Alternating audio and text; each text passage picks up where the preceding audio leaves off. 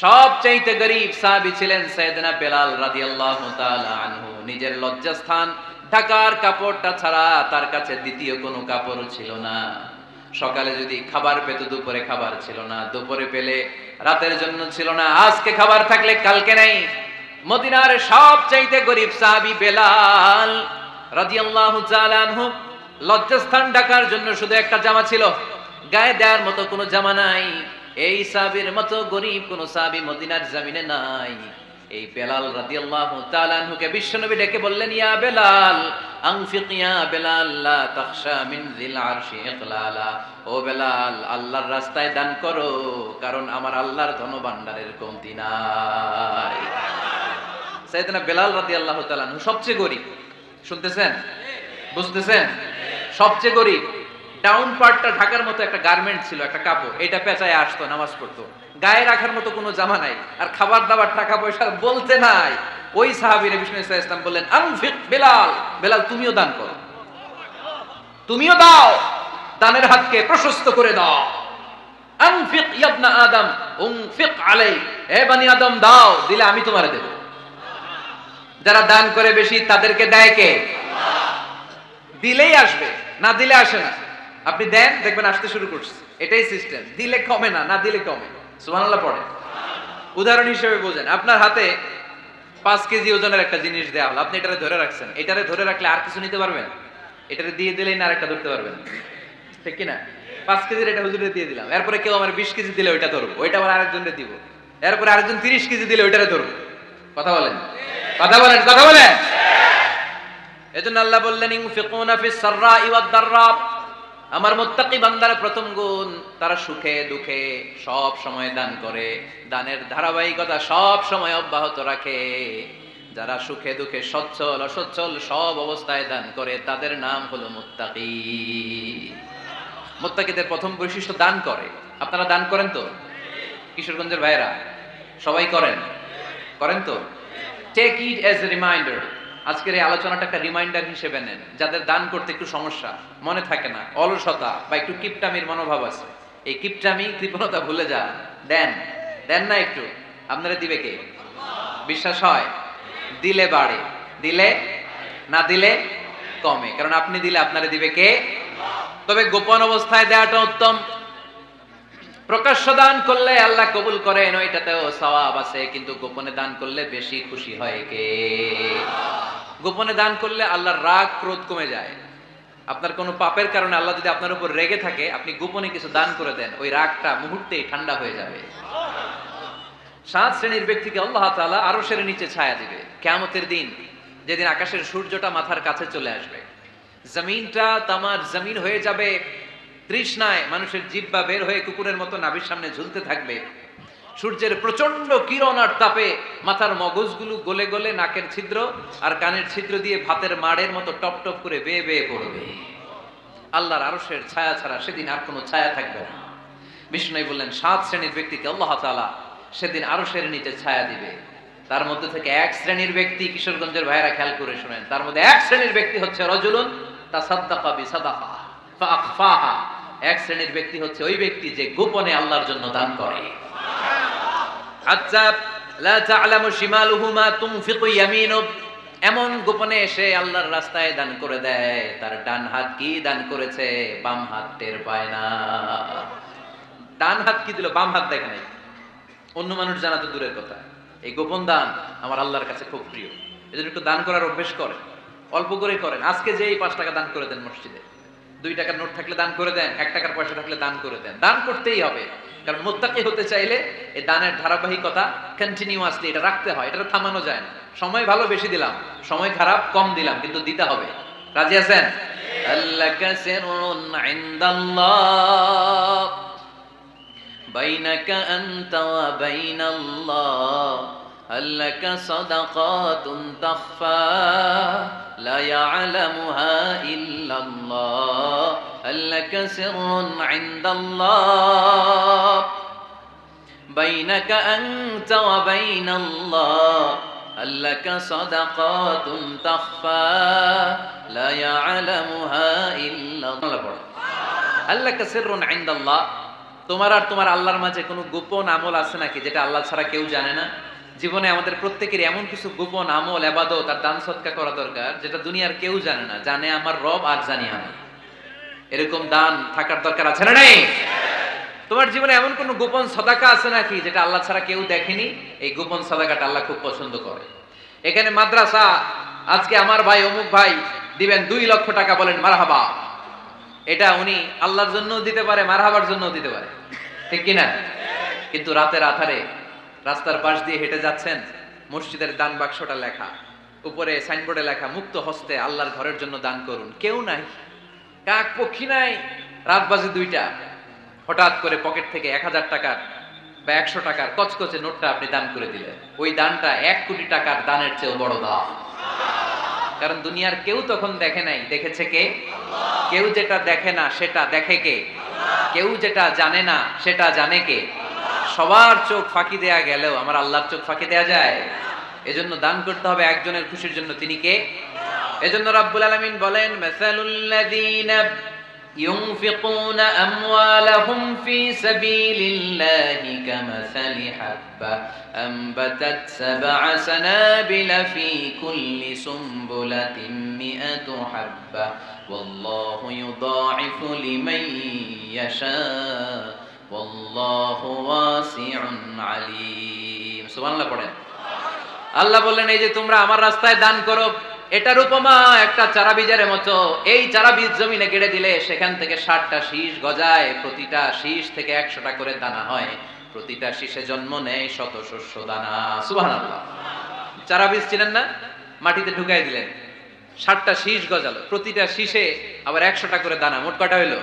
700টা। এক চারা বীজ থেকে যেমনি 700 দানা গজায়, তেমনি 1 টাকা দান করলে এরকম 700 গুণ সওয়াব আপনার আমলনামায় ঢুকাই দিবে কে? যারা দুনিয়ার বুকে প্রকাশ্যে গোপনে দান করত, সচ্ছল আর অসচ্ছল অবস্থায় দান করত, কিয়ামতের দিন যখন তাদেরকে তাদের আমলনামা দেয়া হবে, আমলনামা দেখে বলবে, আল্লাহ এত সওয়াব দুনিয়ার বুকে আমি করি নাই, অন্য কারো আমলনামা তোমার ফেরেশতারা ভুল করে আমারে দিয়েছে। আল্লাহ এত আমলনামা তো আমি করি নাই, এত নেক কাজ করতে থেকে আসলে, এটা আমার না, তোমার ফেরেশতারা ভুল করে আরেকজনেরটা গছাই দিয়েছে আমারে। আল্লাহ বলবে, না, আমার ফেরেশতারা ভুল করে না। সুবহানাল্লাহ পড়ে। ফেরেশতারা কখনো ভুল করতে পারে না, এটা তোমারই আমলনামা, আমার আমলনামা, আমি তো এত সওয়াব করে নাই। আল্লাহ বললেন, তুমি যে ওই আমার খুশির জন্য দান করেছো, ওই ছোট্ট দানটাকে আমি বড় করে তোমার আমলনামায় ঢুকাই দিয়েছি। আরো আস্তে কোন সুবহানাল্লাহ। হাদিসে এসেছে, কামা ইউরাব্বি আহাদুকুম ফুলুয়া, তোমরা যেমনি ছাগল পালো, বাছুর পালো, আল্লাহ তাআলা তোমাদের দানটাকে এরকম পেলে পুষে বড় করে। আপনারা কিশোরগঞ্জে গরু পালন কারা দেখি? মাশাআল্লাহ, সবার বাড়িতে গরু? হ্যাঁ, বাড়ি বাড়ি। আপনার বাড়িতেও আছে? তো এই যে গাভী যখন বাচ্চা দেয়, বাছুর হয়, খুশি লাগে না আপনাদের? মালিক কি করে? এটারে খাওয়ায়, খাইয়ে দাইয়ে পেলে পুষে বড় করে না, কুরবানির হাটে বিক্রির জন্য। আল্লাহ বললে, তুমি যে ওই ছোট্ট দান করেছো, তোমার এই ছোট্ট দানটা আমিও এটারে খাইয়ে দাইয়ে পেলে পুষে বড় করে উহুদ পাহাড়ের সমান করে তোমার আমলনামায় ঢুকিয়ে দিয়েছি। এজন্য আল্লাহ বললেন, আল্লাযীনা ইউনফিকুনা ফিস সাররাই ওয়াদ দাররা, মুত্তাকিদের প্রথম গুণ সচ্ছল আর অসচ্ছল উভয় অবস্থায় আল্লাহর জন্য তারা দান করে। সুবহানাল্লাহ। তাহলে মুত্তাকিদের প্রথম গুণ, তারা কি করে? জোরে বলেন, সবাই বলেন, আবার বলেন। আপনাদের কষ্ট হচ্ছে? দোয়া করে ফেলি আমরা তো। গলার আওয়াজ এত অল্প কেন? আওয়াজ করে উত্তর দেওয়া যাবে? চিল্লায় পড়েন আল্লাহু আকবার। এভাবে উত্তর দিবেন, এভাবে আওয়াজ করে উত্তর দিলে আমি বুঝবো আমার কথা শুনতেছেন, বুঝতেছেন। তা না হলে আমি বুঝবো বুঝতেছেন না, আমি এত কষ্ট করে বলি, এরা বুঝে না। তো মুত্তাকিদের প্রথম গুণ, তারা কি করে? আরো জোরে বলেন, কি করে? মুত্তাকিদের 2 নাম্বার গুণ আল্লাহ বললেন, ওয়াল কাযিমিনাল গায়ব। মুত্তাকিরা শুধু সুখে দুঃখে, সচ্ছল অসচ্ছল অবস্থায় তারা দান করে না। মুত্তাকি বান্দার 2 নাম্বার বৈশিষ্ট্য, তারা রাগকে হজম করে, ক্রোধকে নিয়ন্ত্রণ করে। সুবহানাল্লাহ। মুত্তাকিনরা অল্পতে চটে যায় না, হট টেম্পার্ড না। আমাদের অনেকে আছে হট টেম্পার্ড, কিছু বুঝলেও চাতে, না বুঝলেও চাতে। এরকম চাত আছে নাকি আপনাদের? রাগরে আপনারা কি বলেন আঞ্চলিক ভাষায়?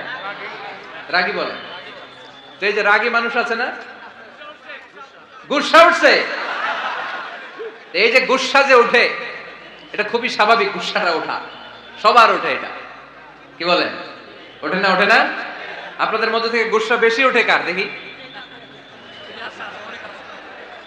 আছে তো, রুগী আছে তো অনেক।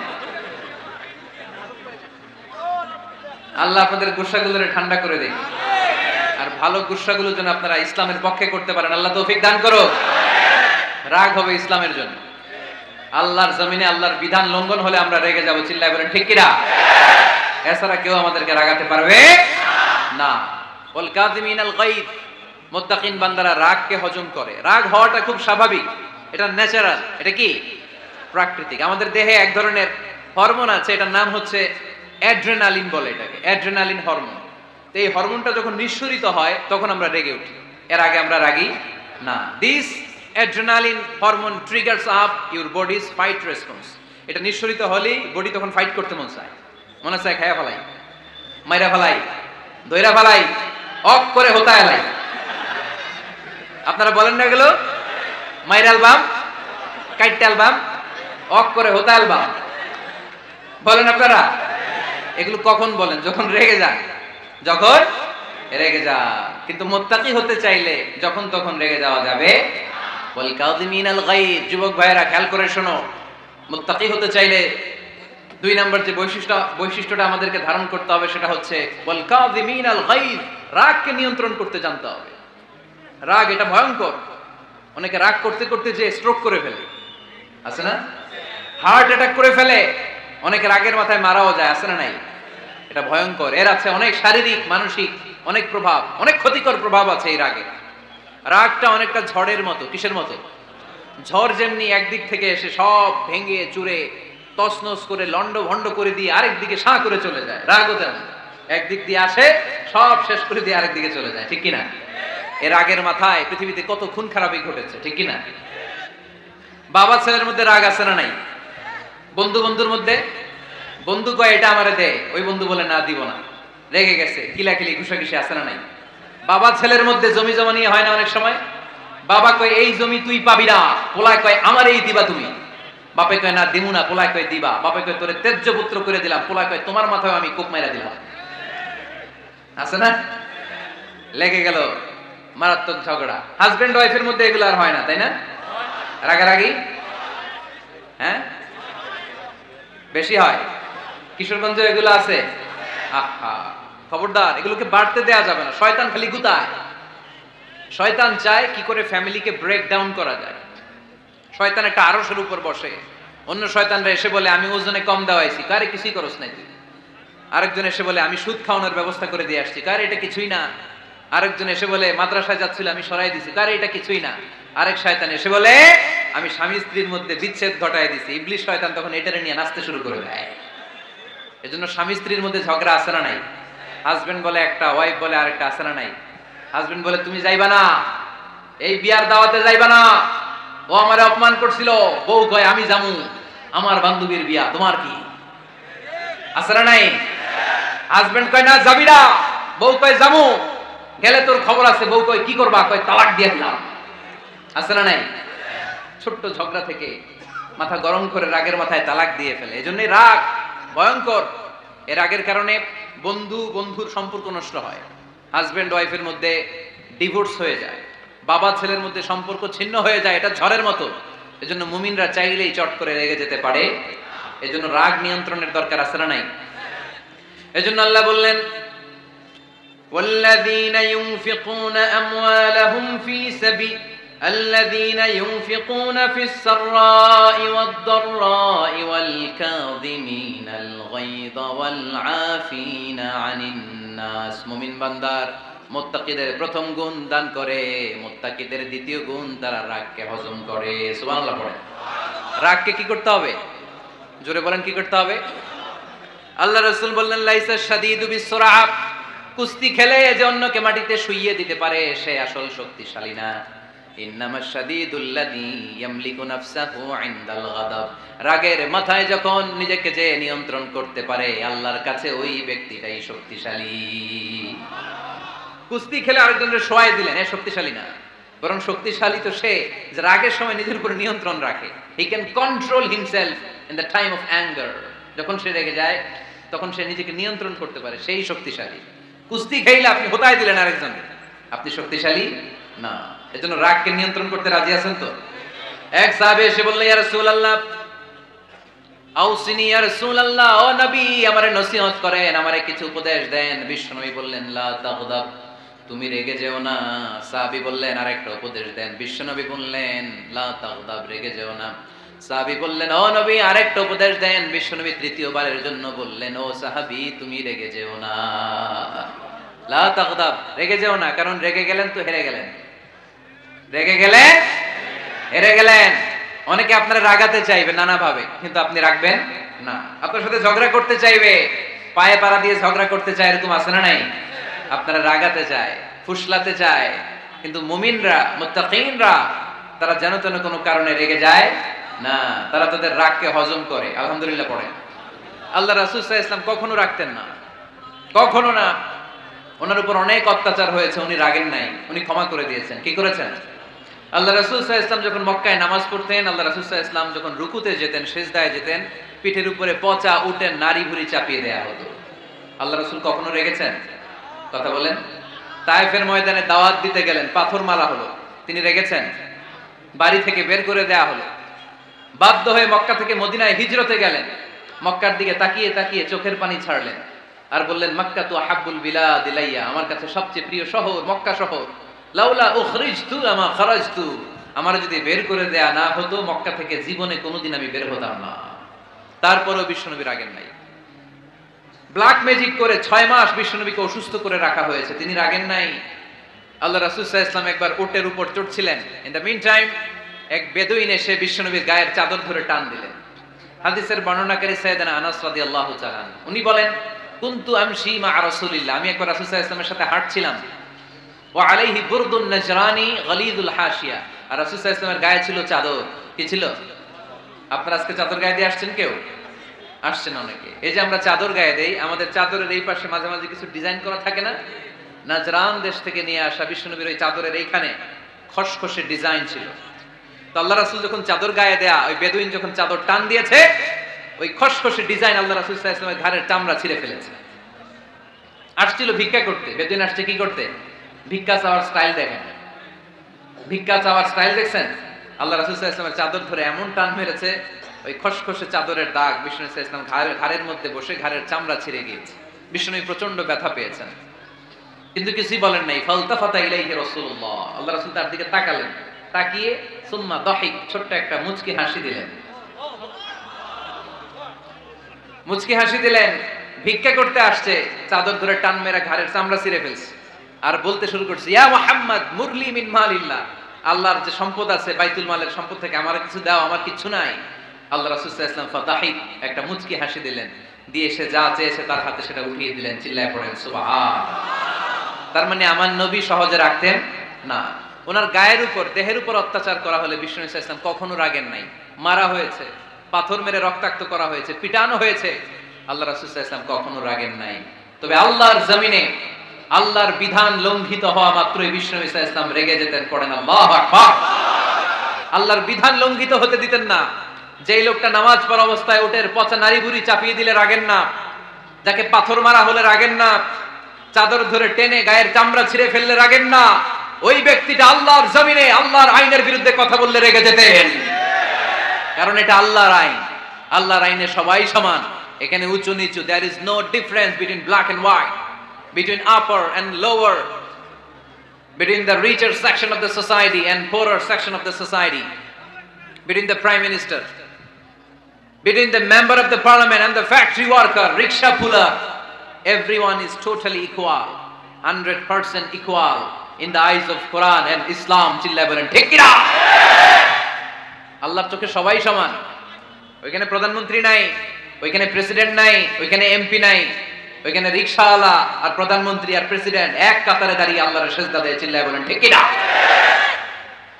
নিজেকে আক্রমণ করা হলে রাখতেন না, কিন্তু আল্লাহর জমিনে আল্লাহর বিধান লঙ্ঘিত হলে আল্লাহ রাসূল রেগে যেতেন। মদিনাতে এক মেয়ে চুরিতে ধরা পড়ল। চুরি করলে কি করতে হয়?